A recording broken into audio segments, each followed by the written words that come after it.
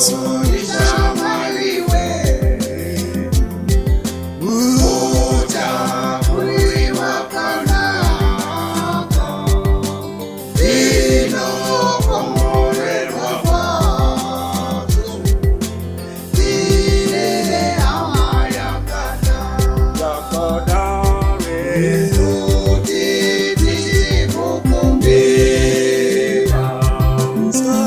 anofanzwa kupindura, anoziva zvakanaka, hatichazoshayikwi, kuti tine dambudziko, kana tine ruridziro, hatizorine unono, tinotenda kuna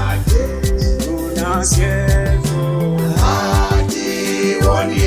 imwe hama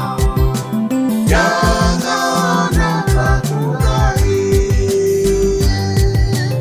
anoziva vanhu vese, mumukumbire anokunzwa, kuti tisisina simba rekuita basa redu,